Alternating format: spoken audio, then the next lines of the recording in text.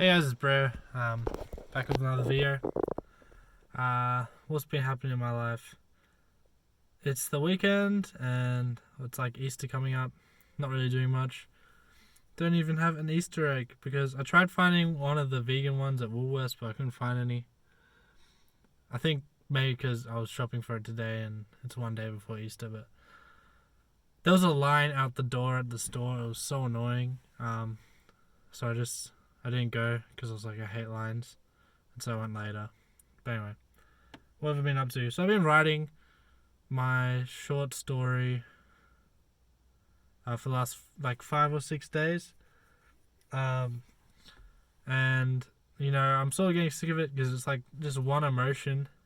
Because it's a short story. I'm not sure if it'll be a short story, maybe a long story. Haven't really decided on anything yet. But it's like this one emotion that I'm trying to get through. Like the emotional change from suppressed emotion to unsuppressed emotion, and breaking down like the walls of suppressed emotion. That's like the main thing I've been focusing on. So when I write it, I'm like, it sounds dumb, I'm like crying as I write it because I need to get into that emotional space, and it's like, oh, this makes me cry. It's funny. I think like writing or like storytelling, even art in general, is like it's an emotional, because what you're doing is you're trying to get your audience to feel a certain emotion. At least that's what I'm trying to do. And to do that, you need to understand emotion. And the psychologist I'm watching now, Dr. K, you search up on YouTube, Healthy Gamer GG. He says in the West we have like a very bad understanding of emotion, and it's gotten better with like, well, it's only been like 100 years since we started psychology, I think. With Freud, he started psychoanalysis, and his contribution was like the unconscious, and then Jung came along. Anyway, it's very young in the West. Not sorta. Before psychology, I think it was like religions took the place of psychology, and basically he comes from India, and so they have their whole idea of how emotions work. He teaches you how the Vedic model of the mind, which is really interesting. So I've sort of got a grasp on the Jungian mind, and but the Vedic model of the mind is really interesting. So I'm want to learn that too, and that's part of the reason I went to the ashram. And it's gonna be a long journey to learn all those, but yeah, he was saying that we have especially in the West, especially now, we have a very limited understanding of our emotions. And Jordan Peterson said something. He's like, a psychologist is an engineer of the human spirit. Yeah, because he engineers his patient to hopefully be better. So, and that's what I think a storyteller is. You're engineering your audience to their emotions to make them better people, hopefully, if you do your job right. But to do that, you need to understand emotions, and that's been a hard thing. Apparently the yogis, like people who just study meditation, that's their whole thing. They just sit in a forest away from everyone, and they just observe what's going up in here. Okay, what's this feeling? What does that mean? Blah, blah, blah. How do I change that? How do I control the mind? Whatever. And so it's sort of like I'm just realizing that's what I need to do. And I'm seeing like how crazy hard it is to understand your emotions. And so it was weird. So I put down like a list of movies that sort of did what I'm trying to do.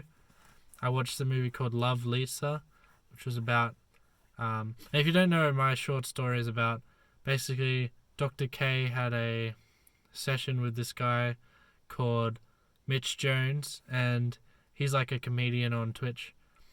But he basically, over the 2 hours he talked to him, found out that he was using Twitch and his persona of Mitch Jones, his real name is David, of being a comedian, to suppress all these emotions around his mother having brain cancer and his brother having Asperger's, and because of this suppression, he was acting out and doing all these like bad things. Like he gambled all his money away, and he had, he said whenever he wasn't in his persona, he would feel empty and alone and dead inside.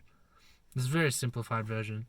But essentially, I was like seeing it, and then towards the end of he had two conversations. So towards the end of the second one, he starts breaking down when he really starts to open up his walls and let the emotion come out and really feel what feels about his mum and whatever. And so yeah, and when I saw that, I started crying as well, and it was the same, not the same. It was similar. It was in the same. What do I call it? If you think of it was in the same ballpark. Is that the right word? Same category of emotion. Even though I don't understand emotion, so I don't know what the categories are of this certain sadness, but a cathartic, a good sadness where you're grieving, but it feels good because you're letting the bad stuff out and you're accepting life and whatever. Which I felt in my favorite movie, Arrival, where spoilers, it's at the start of the movie anyway. Basically, this mum loses her daughter. And the whole movie is sort of about motherhood. You need to watch it. That was a really bad explanation, but it was the same thing. I was like, that's why I want to make movies. I want to create that somehow. And so I saw that in the short in the psychology, and it made sense. Campbell's quote at the start of his book, where he's like, the study of psychoanalysis. This is not his quote exactly. Is this what psychoanalysts are doing and what storytellers are doing. What psychoanalysts are studying and comparative mythology and religion, or students of mythology are studying as the same thing. They're studying the human mind, the human soul. And that made sense. And it's we're sort of doing the same thing. Storytellers and psychologists, and that's what I knew because anyway. So what was it? So I was like, can I somehow just take that basis of a guy suppressing his emotions, and then someone through some circumstances from other people and from him acting negatively that push him towards because he'll act out, and acting out will inevitably put him in situations that will make him have to confront his problems of suppressing emotion, whatever. So if I could make a short film of just that catharsis of, introduce the character, these are his problems, and then just the journey of him releasing those walls. And so that's what I've been working on the last 6 days. I don't know if I mentioned in the other videos, really. I guess I explained it thoroughly, this one. And so, it's been 6 days, and when I study, I do about 3 hours of studying a day. I tried doing, I want to do 10 hours, but Jordan Peterson says he only does 3, because he says something about, what's it? It starts with P. Procedure memory versus, I don't know what the other memory is. Because I watch video game players and they play 10 hours a day, get better. But for studying, I think Jordan Peterson said he only does 3 because you are actively learning new things. And that wears you out much quicker than if you're doing a procedural exercise, which is basically stuff that's become automatic in your mind, like playing a video game. And you are learning new stuff, but it's not as intensely, just all new stuff. It doesn't wear you out as quickly, and you can train for longer. Anyway, so I can do that. When I'm watching Jordan Peterson lectures, and I'm writing notes, or I'm reading the book and I'm writing notes. Campbell's book.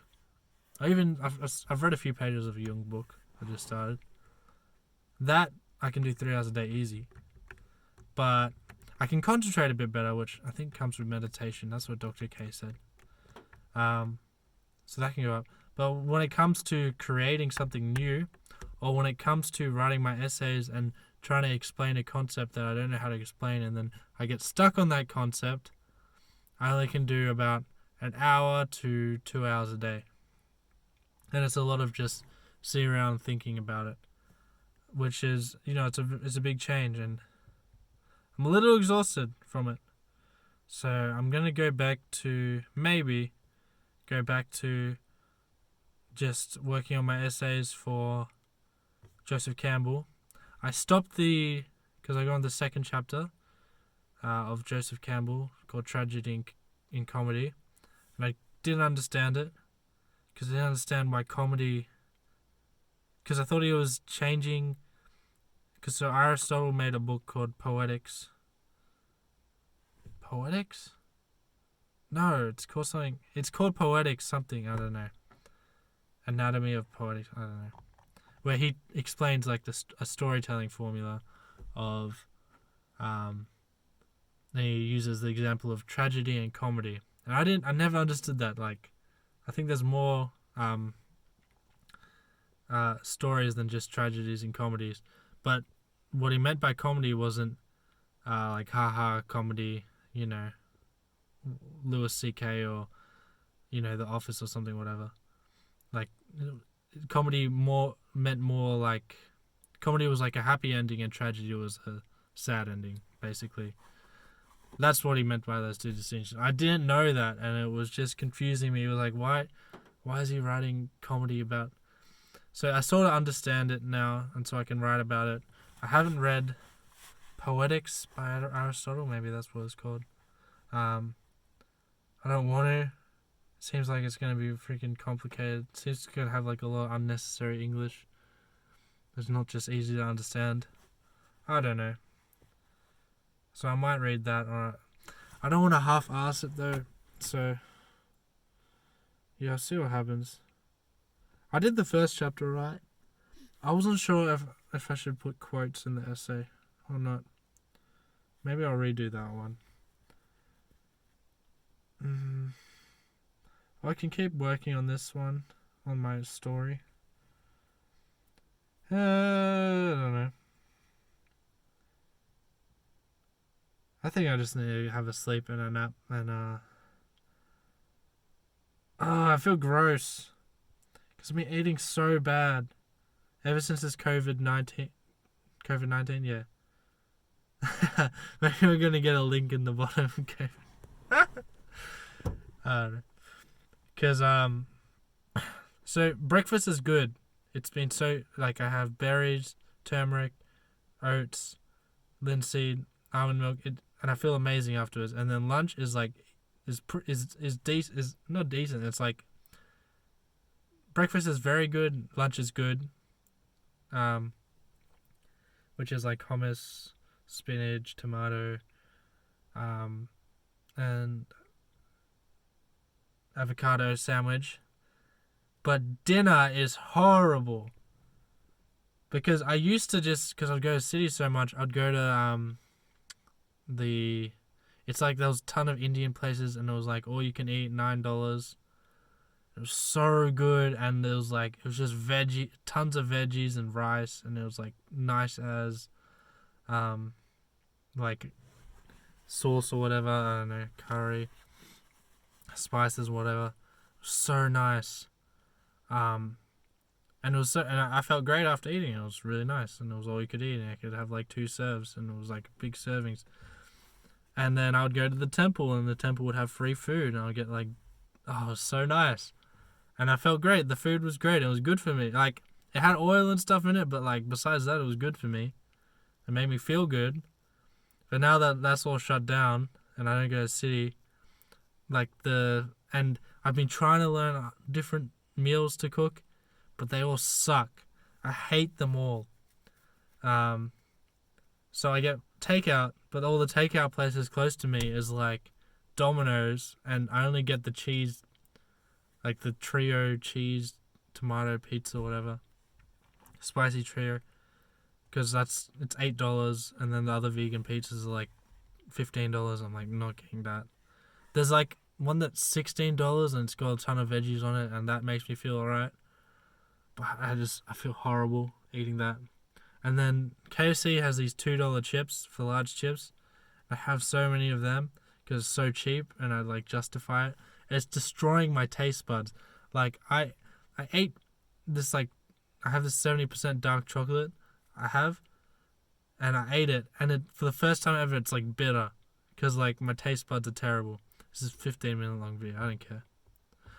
And then I've been trying other places out, and what else did I get? Hungry Jack's. It's like freaking, I feel horrible, and they always get my order wrong. I always say no mayonnaise or like vegan mayonnaise or vegan cheese. They always give me the freaking, regular mayonnaise. And there's no way of telling the regular mayonnaise, so I just say no mayonnaise, but they still give me mayonnaise, so it's so annoying. And they always give me the normal cheese, and it's like, so I don't even bother with that. I might get their vegan wrap. That might be a bit more healthy. But it makes me feel horrible. And I have freaking Diet Coke. I'll just get water next time. That'll be better. Water and no chips. And then I've tried cooking, and I hate my cooking. I hate cooking. I hate cooking. It's so stupid. Cooking's trash. I hate doing it. I bought a new book. It's like 5-ingredient vegan. It's a lie. Like 5 recipes of 5 ingredients. The rest are like 7 or 8. It's messed up. So I tried making one of those today. And I went down to freaking Woolworths, but there's a line out the door, and I hated it, so I went home, and so I just... Oh no, then I went to Subway. Subway's alright. I'm gonna eat more of that. Even though it tastes like trash. Alright, their falafel is horrible. And... yeah, I ate freaking... And it said... And I was like, okay, and like, at the start, I was like, oh, easy. You can just use any items in your pantry. And then they asked for a freaking saffron or whatever, and this like tree syrup. I didn't know where to look in the store to buy that, so I was like, stuff that, I'm not buying that. And so I didn't. So now I gotta find another recipe. I hate eating. I hate cooking. Cooking's trash. And then all the fast food just makes me feel horrible. I hate fast food. I'm serious. I don't like the taste of like a burger or whatever. It's horrible. I'm so mad. But that's why I'm mad, because first half of the day I'm so happy because I'm eating really nice. And second half of the day I feel like trash. Ha!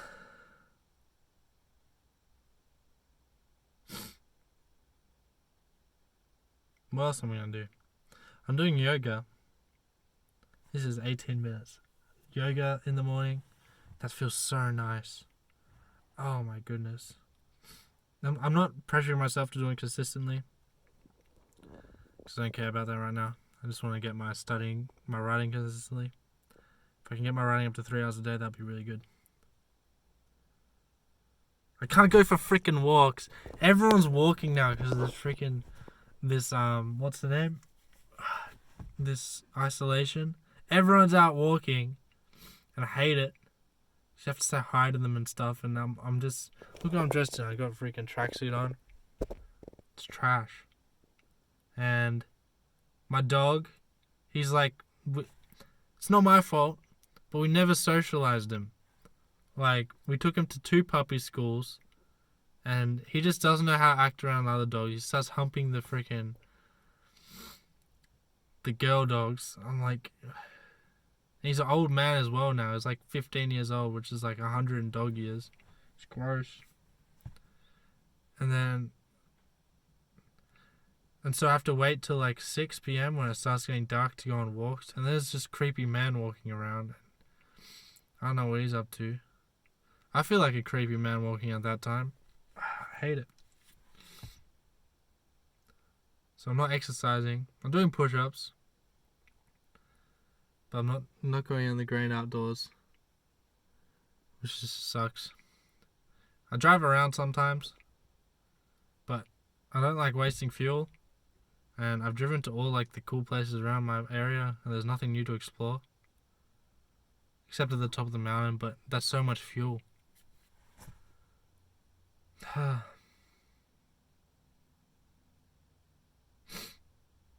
Life will get better. I just need to stop complaining. I'm just in a bad mood because I'm tired and hungry, and I don't want to eat Weet-Bix. I'm going to have to eat Weet-Bix. And toast. I want vegetables. But the vegetables taste trash without all the Indian spices in it. I bought all the Indian spices, then I made it, and it tasted horrible because I used olive oil instead of vegetable oil in it. And then I had to dry, like, the chickpeas, they wanted you to use the dry ones. It takes literally 8 hours. 8 hours for it to, like, soak or whatever. And then for my second time I tried, I burnt the chickpeas after having them soak for 8 hours. Just messed up. I just want to eat good food again. I want someone else to make it. I want it to be good for me. Just trash. Bye bye. If you don't like the video, I hope you get no. No, never mind. You can like it or dislike it.